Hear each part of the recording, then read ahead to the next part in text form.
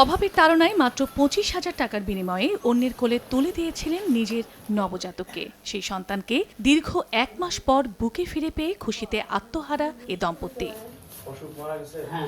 ছাত্র আন্দোলনের সময় গুলিবিদ্ধ হন দিনাজপুরের কাটাপাড়া এলাকার দিনমজুর আব্দুর রশিদ। একই সময়ে ফুটফুটে নবজাতকের জন্ম দেয় তার স্ত্রী। অভাবের মাঝে দুজনের চিকিৎসার খরচ চালাতে হিমশিম খেতে হয় পরিবারকে।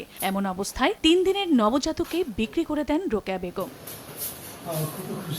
সন্তান বিক্রির বিষয়টি প্রশাসনের নজরে এলে তারা শিশুটি উদ্ধারে কাজ শুরু করে। অবশেষে সোমবার রাত 12:30টায় কুড়িগ্রাম থেকে নবজাতক শিশু কন্যাকে বাবা মায়ের হাতে তুলে দেন বৈষম্য বিরোধী ছাত্র আন্দোলনের শিক্ষার্থী ও প্রশাসনের কর্মকর্তারা। বাচ্চাটাকে নিয়ে গেছে, আমার বাচ্চাকে কিন্তু আমি চোখ দিয়ে দেখিনি যখন নিয়ে যায়, মানে কালকে যখন নিয়ে আসে কালকে আমি প্রথম আমার বাচ্চাকে দেখলাম আর কি। 1 মাস ধরে আমার বাচ্চা আমার কাছে ছিল না, খুব খারাপ লাগতেছিল।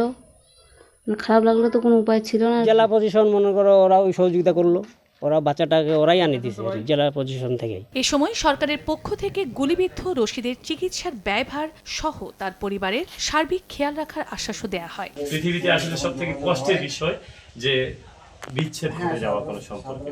আমরা চাই না একটা সম্পর্ক যখন জড়িত হয়েছে সেই জায়গাটাতে বিচ্ছেদ হতো, এটুকু আমার চাওয়া। প্রাথমিক লক্ষ্য হচ্ছে শিশুটি যেন নিরাপদে তার মায়ের কোলে থাকে এবং তাদেরকে তাদের বসবাসটা নিরাপদ করার জন্য আমাদের প্রশাসনের পক্ষ থেকে যা যা করণীয় আমরা তাই করছি এবং ভবিষ্যতে তাই করব। গত 4 আগস্ট গর্ভবতী স্ত্রীকে নিয়ে দিনাজপুর জেনারেল হাসপাতালে গিয়েছিলেন দিনমজুর আব্দুর রশিদ। সে সময় হাসপাতালের ভেতরে গোলাগুলির ঘটনায় গুলিবিদ্ধ হন তিনি।